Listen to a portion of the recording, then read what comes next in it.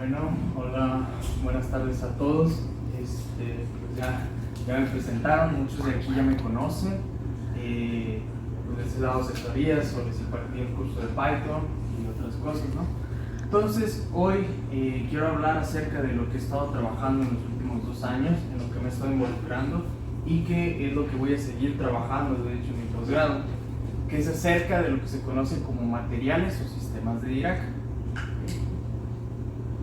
Y pues para empezar quiero dar un agradecimiento a los 2 investigadores, mis 2 asesores, que de hecho con ellos he trabajado todo esto. Han sido en cosas separadas, pero con los 2 años me he involucrado en este tema de los sistemas de Dirac. Es el doctor Pierre, que es del INDEA Nanociencia en España, y el doctor Ramón Carrillo, de la Facultad de Ciencias en Ensenada, California. Y de hecho el doctor Ramón es con quien voy a seguir haciendo mi maestría. Entonces, este es el contenido de lo que vamos a ver hoy. Pues vamos a tocar estos 3 temas principales y varios subtemas. La idea principal es introducirlos de manera simple. No voy a ahondar demasiado en las ecuaciones ni nada así, sino de manera conceptual, porque el objetivo principal es que se les quede un poquito de algo, pero de manera conceptual. Entonces, para empezar, voy a dar un poco de contexto, y creo que es bastante conocido que en la física moderna existen 2 principales subramas: la mecánica cuántica y la relatividad general.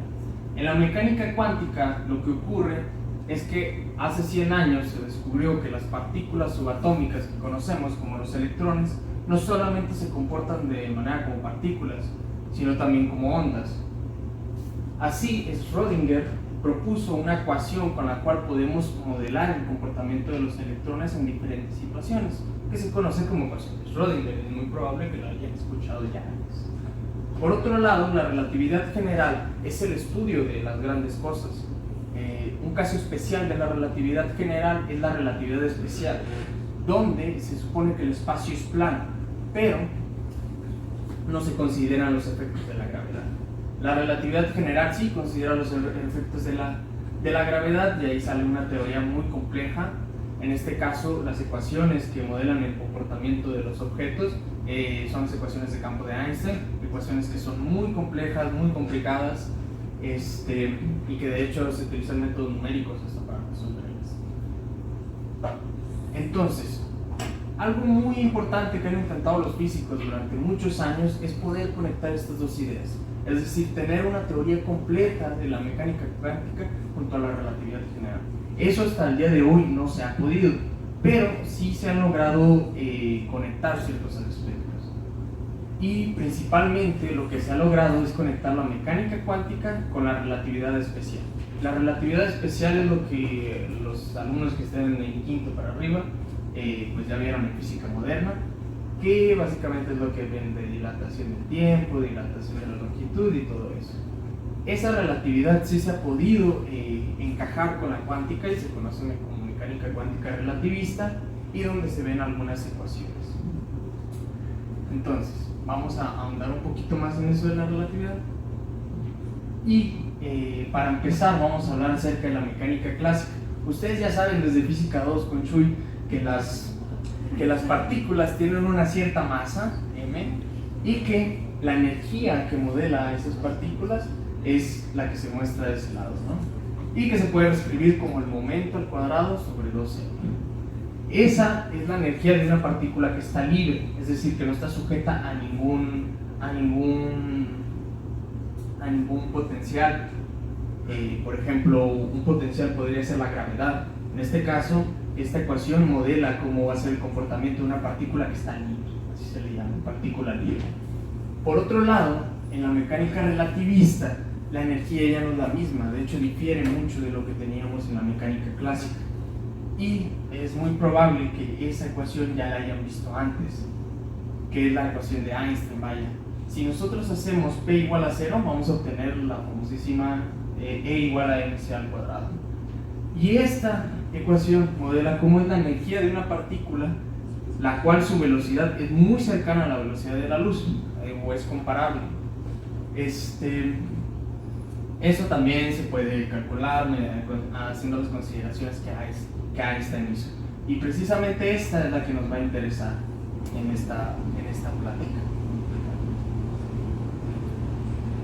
Ahora, para empezar, algo muy importante es hablar de la ecuación de Dirac, que es algo que muy seguramente ustedes ya han escuchado hablar, ¿no? Que ahí lo voy a decir tal cual, tontamente dicen como la ecuación del amor o no sé qué tonterías más, que no tiene nada que ver eso.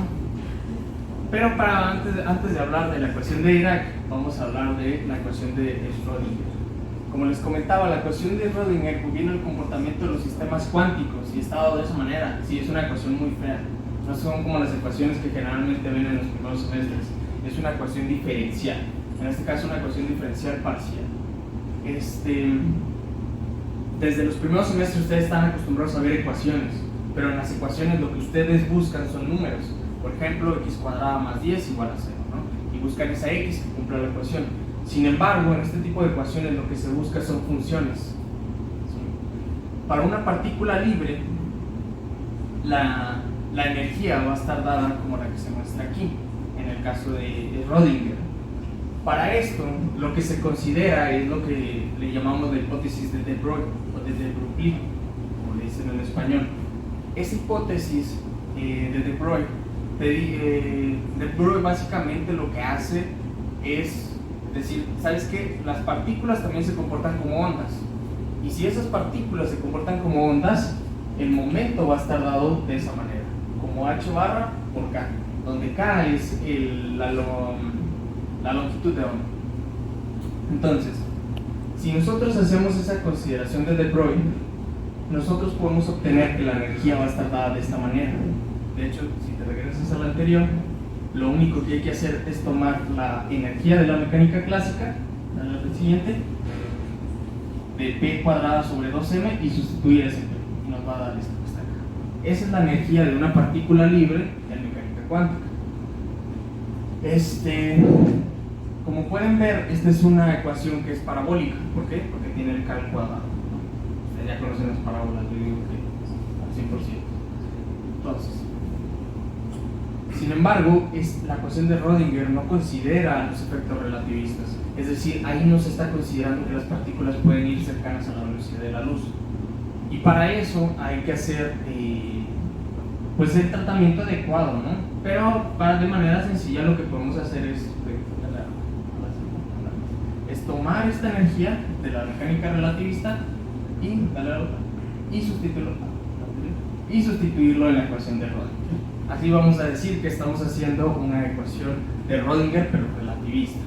Pero al hacer eso nosotros vamos a encontrar algo bastante feo, bastante feo. De hecho, si ustedes ven eso y ya están en semestres más arriba y lo tienen, saben que eso está imposible de resolver, simplemente no se puede, es algo muy difícil. Pero claro, con un tratamiento adecuado luego se encontró que esta ecuación sí es de utilidad para ciertas partículas y que se llama como ecuación de Clay-Gordon, ¿okay? Pero cuando se descubrió por primera vez, que de hecho Schrödinger la descubrió por primera vez, pero él la desechó porque le pareció un poco absurdo, llegó a dos cosas muy importantes. En primera, llegó que tiene soluciones negativas, y en segunda, que hay probabilidad negativa. Si han escuchado hablar de la mecánica cuántica, lo que se busca en cuántica es obtener las funciones de onda, y esas funciones de onda te dice la probabilidad de dónde pueda estar la partícula. Sin embargo, ¿cómo interpretar una probabilidad que es negativa? Simplemente no tiene sentido alguno. Más aún, ¿cómo vas a tener una energía negativa? Y aquí voy a tener bastante cuidado. Una energía negativa con una partícula libre, porque sí puedes tener energías negativas, pero cuando la partícula está sujeta a algún campo, como un campo gravitatorio o algo similar, ¿sí? Ahí sí puedes tener energías negativas. Por ejemplo, un péndulo, si ustedes ven su energía, va a tener energía positiva y energías negativas, pero ahí porque está sujeto a la gravedad y a la tensión de la cuerda, es decir, hay algo que lo perturba. Pero si una partícula está libre, no puede tener soluciones negativas. Entonces eso también les causó mucho ruido. Y entonces dijo Dirac, pues vamos a proponer otra cosa. tiene que haber una ecuación que sea consistente con todo esto. Pero para eso voy a plantearles una pregunta muy interesante en matemáticas, y es verdadera la siguiente proposición. Es decir, que ax más by, todo eso al cuadrado es igual a x cuadrado más y al cuadrado. Muy seguramente ya han escuchado que si tomas x más y y eso lo elevas al cuadrado, no es igual a x cuadrado más y cuadrado. Sin embargo, si lo cambiamos un poco, puede ser que sea verdad, puede ser que no. Entonces vamos a ver. En primer lugar, tenemos que al resolver eso que está ahí, pues nos da esto que ya ustedes conocen, ¿no? Que es un binomio al cuadrado. Y si queremos que esto de aquí sea igual a lo de arriba, entonces a cuadrada y b cuadrada tienen que ser igual a 1 y a por b es igual a 0. Pero es imposible que ocurra eso. No existen números que multiplicados te den 0 en primer lugar y que aparte multiplicados por sí mismo te den 1. No se puede, es algo que no se puede. ¿Ok? Pero Dirac tuvo una solución muy brillante. Dijo, ¿qué tal si a por b no es lo mismo que b por a? Esto se vuelve bastante interesante porque eso ya no nos va a restringir solamente a los números. Para los que están en segundo semestre para arriba, ya saben qué objetos matemáticos cumplen que a por b no es lo mismo que b por a. Entonces, al tomar esa consideración y desarrollar el mismo binomio, vamos a tener la expresión que está acá abajo. Ahora ya no lo podemos reducir como dos veces a por b, simplemente se queda a por b más b por a, por x por b. Entonces, esto implica que a cuadrada y b cuadrada es igual a 1 y a por b más b por a es igual a 0. Y esto sí es posible. Esto sí es posible. Dos números que cumplan a y b, ¿puede existir dos números que cumplan lo anterior? No, no existen números que cumplan lo anterior, pero sí otros objetos matemáticos. ¿Alguien me puede decir qué objetos matemáticos cumplen lo que está más arriba? Este segundo semestre. Matrices, exacto. Entonces, si A y B son matrices, esa ecuación se puede cumplir. La que sigue. Dirac encontró que sí es posible si A y B son matrices. Por ejemplo, en dos dimensiones, las matrices que van a cumplir estas propiedades son las que se muestran aquí y son conocidas como matrices de Pauli. Los que están en física las van a ver cuando lleguen a cuántica y son muy útiles para describir lo del spin y todo eso. Y este resultado es bastante útil para encontrar una ecuación cuántica relativista y se debe a lo siguiente. Nosotros ya sabemos que nosotros queremos relatividad, entonces la energía está dada por lo que está allá, pero utilizando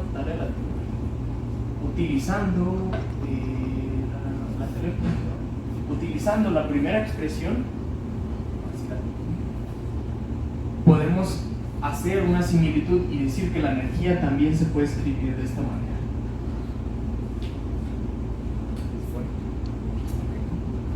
Entonces, de esta manera, cuando nosotros sustituimos en la ecuación de Rödinger esta energía, no la que está acá, es como reescribir la energía para que sea más adecuada.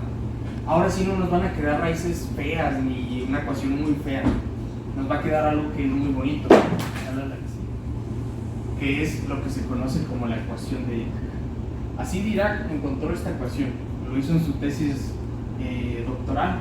De hecho, si buscan su tesis doctoral, la mayoría de cosas están escritas a mano, pues no había máquinas ni computadoras, mucho menos, pero ahí se encuentra esa ecuación. Y es conocida como la ecuación de Dirac, ¿no? Que en redes sociales ha salido como la ecuación del amor y no sé qué tantas cosas. No tiene nada que ver.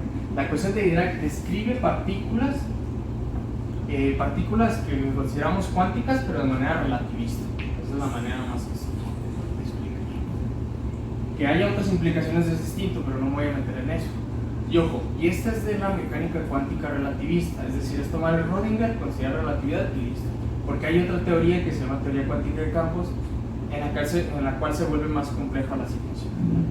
Entonces, podemos identificar eso que está entre corchetes, que es un alfa por p más beta por m por c al cuadrado. Alfa y beta son las matrices esas que dije, A y B, pero en este caso los puse en negritas porque son vectores. P es un vector, el momento es un vector, ¿Están de acuerdo con eso? Es de física 2. Momento en X, momento en Y, momento en Z. Entonces, si el momento es un vector, entonces también va a haber un vector de matrices. Solamente entendan que son tres matrices que hay ahí. Y eso es un producto. ¿Okay? Y esto se conoce como hamiltoniano de Dirac. Sus soluciones también van a resultar en energías negativas.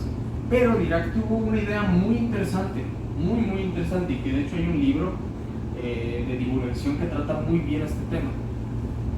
Porque a esas energías negativas Dirac las interpretó como la antimateria. Es decir, tiene que existir materia como los electrones, pero que tenga una carga opuesta, que son los positrones.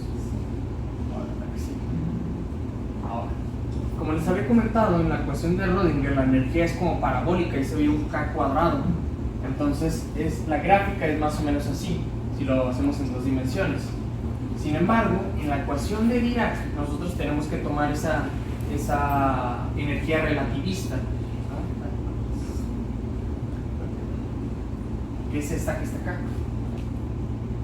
Esos básicamente son conos, son formas cónicas. Cuando nosotros hacemos m igual a 0, es decir, que la partícula no tiene masa como un fotón, los conos se ven tal cual como ustedes conocen a los conos, picudos. Sin embargo, cuando la masa es distinta de 0, se forman estos como conos achatados. ¿Sí? Pareciera que fuera una parábola, pero no es una parábola, simplemente son como conitos achatados. ¿Okay? Ahora, ya que vimos la ecuación de Dirac y un poco de cómo es su forma y todo eso para entenderlo, ahora sí vamos a entrar en lo que nos compete, que es acerca de los materiales. Y esto es un tema muy interesante. Una de las cosas que estudia la materia condensada son las propiedades físicas de los materiales, en particular de los cristales, o las estructuras cristalinas. Y créanme que la investigación en física acerca de eso es abundante. Todos los días van a encontrar muchos artículos hablando de propiedades físicas en materiales. Entonces, ahí se muestra un cristal en 3 dimensiones, creo que es el más fácil de imaginarse. Pero al final los cristales no son más que átomos que están unidos de una cierta forma geométrica, en este caso como si fueran un cubo. Sin embargo, pueden existir otras formas geométricas, que tal hexágonos, ¿no? U otras cosas. Entonces, para estudiar los sólidos o estos cristales, también consideramos que tenemos átomos ahí. Si tenemos átomos, estamos haciendo consideraciones cuánticas, entonces hay que utilizar el Rödinger. Y si ustedes ya han visto en videos o quizás o ya llevaron física moderna, ustedes vieron que las energías en un átomo que está aislado, en un átomo de hidrógeno, las energías se ven como bandas planas, es decir, como tiritas nada más, es decir, la energía está cuantizada, se dice, ¿sí? Ponen algo así como es igual a algo por n, ¿no? Entonces tienes la energía para n igual a 1, la energía para n igual a 2, y se vuelven simplemente como funciones constantes, vaya. Eso quiere decir que la energía está cuantizada. Y eso ocurre en los átomos. Sin embargo, cuando nosotros empezamos a juntar los átomos, los empezamos a unir en una red cristalina, lo que va a ocurrir es que esas energías que son líneas se van a ir acumulando, una tras otra, formando algo que le podemos llamar como bandas, como tiras, como nanocintas, como cintas, mejor dicho. Es decir, esas banditas planas se van acumulando, se van aplastando y forman estas bandas. De esta manera, así podemos estudiar la energía de los sólidos o de las estructuras cristalinas y podemos hacer una clasificación. A manera sencilla, la clasificación es la siguiente. Si esas bandas están muy separadas, el material se va a comportar como un aislante, porque no hay manera que los electrones no hay manera que los electrones se muevan tan fácilmente. Si va a ser un semiconductor, esa abertura que hay de esas bandas es más pequeña. Claro, hay que hacer otras consideraciones, como por ejemplo la temperatura, la tensión, otras cosas. Pero esa es la manera sencilla de entenderlo. Un semiconductor, para los que no sepan, es un material en el cual podemos controlar la electricidad, es decir, podemos controlar el movimiento de los electrones. Básicamente así funcionan todos los dispositivos electrónicos. ¿Okay? Y un conductor, a manera también sencilla, es donde las bandas están juntas. Esa es la manera sencilla de entender. Porque así los electrones se mueven. Bueno, se le llama estructura de bandas, como vieron ahí. En 2005 se descubrió algo muy interesante. Y bueno, para empezar con esto, durante mucho tiempo se pensó que los materiales en dos dimensiones no podían existir. ¿A qué me refiero con materiales en dos dimensiones? A materiales que su espesor es de un solo átomo, es decir, su grosor es de un solo átomo. Se pensó durante mucho tiempo que no podían existir con un teorema que se llama de Mermin-Wagner. Pero en 2005 estas dos personas, André Im y Novoselov, obtuvieron un material bidimensional que se conoce como grafeno. Esto lo hicieron de manera muy curiosa. Ahorita les explico por qué. El grafeno es un material que está en forma de hexágonos y sus átomos están compuestos, son átomos de carbono, son átomos de carbono que están dispuestos de manera hexagonal. El grafeno se puede obtener del grafito, de los lápices. Haz de cuenta que el grafito, podemos decir que son el grafito es la estructura 3D y las capas de ese grafito es el grafeno. Una manera de entender cómo consiguieron ellos esto fue, haz de cuenta que rayaron una hoja, y eso lo digo a manera para que lo entiendan, porque como tal no fue eso, viene más arriba. Fue rayar una hoja y mediante cinta ir desprendiendo las capas de grafeno. Esa es la manera sencilla de entender. Se llama exfoliación, es más compleja, pero es la manera de entender. Y esto se volvió revolucionario. Ellos en su artículo que publicaron donde descubrieron el grafeno ni siquiera pusieron que como tal era grafeno. Nada más dijeron que obtuvimos algo muy interesante, pero no se atrevieron a decir que era grafeno, porque como les digo, en ese entonces se pensaba que no podía existir. Y después de su descubrimiento empezaron a caracterizar las propiedades, descubrieron cosas muy interesantes y en 2010 ganaron el premio Nobel por ese descubrimiento. Y en el grafeno resulta algo muy interesante, bastante interesante, que antes no se había visto. Cuando nosotros obtenemos las bandas de este material, del grafeno, que simplemente es obtener la energía, como les decía, vamos a obtener una cosa de este estilo, una cosa medio rara, ¿no? Pero aquí lo interesante es ver que se forman 6 como que puntas. De hecho ahí las veo que están en forma hexagonal, eso sería la simetría de la red. Y al hacer un zoom, nosotros podemos ver que esos picos se comportan como conos, como conitos. Y aquí se muestran los conos, más a detalle.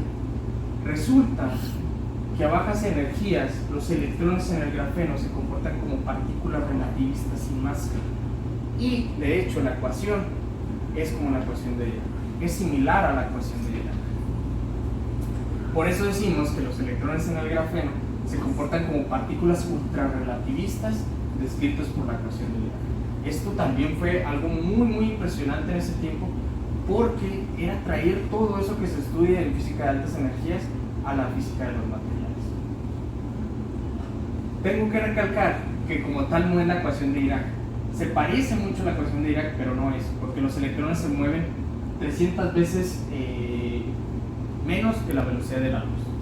Aún así es una cantidad muy alta, se mueven algo así como 1 por 10 a las 6 metros sobre segundo, pero aún así es muchísimo menor comparado a la velocidad de la luz. Pero como la ecuación es análoga a la ecuación de Dirac, por eso decimos que los electrones se comportan de esa manera. ¿Okay? Esto trajo pues grandes preguntas, porque todos los efectos relativistas los podíamos medir ahora simplemente en los materiales que podíamos obtener en un laboratorio, y ya no teníamos que irnos al CERN y tener que hacer experimentos. De hecho, los que descubrieron el grafeno, ellos proponen eso en un artículo, de que ahora ya no tenemos que hacer costosos experimentos para poder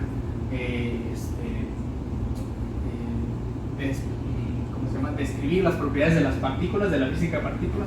Ahora solo necesitamos materiales de este estilo, que son muchísimo más baratos y a menor escala. Pero claro, esto también trajo algunos problemas que de hecho siguen hasta la actualidad. El hecho de que los electrones se muevan tan rápido y con mucha facilidad, eso tiende a hacer que no puedas controlarlos. Y como les decía ahorita, los semiconductores que sirven para los aparatos electrónicos necesitamos controlarlos. Aquí no los podemos controlar. Entonces es un problema que hasta el día de hoy no es. ¿Por qué? Porque lo que intentan buscar es controlar esos electrones pero sin quitarles mucha velocidad. Eso es un reto todavía experimental y todo. Dale a la que sigue. Pero después de esto surge la pregunta: ¿existen otros materiales que se comportan igual? Es decir, que los electrones se comporten como partículas ultrarrelativistas, y resulta que sí. Un ejemplo de esto es el modelo Alpha T3 o red de dados. Aquí se muestra la estructura de este modelo que quizás si lo vemos en 2D sí se puede ver como si fueran daditos que están acumulados ahí. Y la energía de este material es muy similar a la del grafeno, pero con la excepción que se tiene una banda plana. Esto también pues, fue muy apropiado, porque las bandas planas también se utilizan para muchas cosas. Pero lo malo de este material es que no se ha podido obtener como tal fácilmente. No se ha podido. No hay una así como un material donde digas existe esto. No. También existen otros, que es tomar el grafeno y hacerle ciertas deformaciones. En este caso es el grafeno con distorsión Kekulé. Los átomos están enlazados mediante enlaces químicos y son las líneas que une cada átomo. Sin embargo, en un inicio nosotros suponemos que esos enlaces son iguales, es decir, que la fuerza entre ellos es la misma. Pero ¿qué tal si suponemos que no en todos los átomos es la misma? Bueno, podemos obtener esto que se llama como distorsión. Esta distorsión, aquí se ve, es el modelo Kekulé-O, donde esas distorsiones en rojo, eso quiere decir que los enlaces son más fuertes ahí que los otros enlaces. Y se le llama Kekulé porque Auguste Kekulé fue la persona que describió el benceno. Y esto, al verlo de manera gráfica, parecía una molécula de benceno. Por eso se le llama grafeno con distorsión Kekulé. Y esto también trajo resultados bastante interesantes. En este caso, los electrones se comportan como fenómenos relativistas, pero con masa. Y también se hizo otra distorsión. De hecho, la distorsión Y, fue la primera que se obtuvo de manera experimental. Y pues básicamente, como su nombre los dice, es como tener esas distorsiones, esos enlaces más fuertes en forma de Y. Pues aquí se ven. Sí. Y también aquí lo que se obtiene son dos conos que no están juntos, uno está más angosto que el otro. Y como les digo, esto también fue muy interesante descubrir esas distorsiones porque se han podido obtener de manera experimental en el 2016 y recientemente en el 2021. Ya se lograron obtener las dos. Y obtener, no solamente modelar de manera teórica es importante, sino obtenerlo de manera experimental. Al final, si tú haces algo de manera teórica, no sirve de nada. Bueno, sí sirve, pero no sirve de nada, en pocas palabras, si no se ha descubierto de manera experimental. De hecho, no hay ninguna persona que haya ganado el premio Nobel en algo que no se haya descubierto de manera experimental. O sea, que haya hecho algo teórico que se haya descubierto de manera experimental. Siempre es la parte muy importante. Muy importante. Eso más que nada se los doy como consejo porque es algo que yo involucrándome en cosas de teoría, uno piensa tontamente, ¿no? Nada más con que hagan las cosas teóricas y tengan las ecuaciones, ya está. No solamente se trata de eso. Y bueno, otro interesante modelo, y que de hecho es el que yo estuve trabajando con el Dr. Ramón, fue este modelo Alpha T3 con periodicidad Kekulé. El modelo Alpha T3 es ese modelo de red de dados, donde tienen dos hexágonos y hay átomos en el centro de los hexágonos. Pero ¿qué tal si esos átomos en el centro nada más aparecen en cada ciertos hexágonos? Es decir, no en todos los hexágonos. Esto es lo que se va a repetir en toda la red cristalina. Y básicamente lo que nosotros hicimos fue describir esa red cristalina y obtuvimos algo similar. Haz de cuenta como juntar los modelos, vaya. Y ahorita lo interesante, bueno, más bien lo importante que hay que hacer es describir las propiedades físicas de esto. ¿Qué tiene interesante es? Pero como les decía, algo muy importante es saber si esto se ha podido obtener de manera experimental o si existe una manera de obtenerlo de manera experimental. No sé, a lo mejor con grafeno, poniéndolo sobre otro material u otras cosas. No necesariamente que el material exista así tal cual, sino buscar una manera de que podamos obtenerlo. ¿Ok? Dale. y aplicaciones y conclusiones. Y aquí me voy a permitir leerlo. Los materiales o sistemas de Dirac comparten características universales, tales como alta capacidad calorífica, conductividad óptica y sensibilidad magnética, por mencionar algunos. Esto lo convierte en buenos candidatos para la próxima generación de dispositivos electrónicos. Finalmente, cabe mencionar que el grafeno y otros materiales son un puente entre la física de la materia condensada y la física de altas energías. Así, el estudio profundo de las propiedades de estos materiales no solo es importante para su aplicación en tecnología, sino que también permiten una mejor comprensión de los fenómenos físicos en sistemas complejos.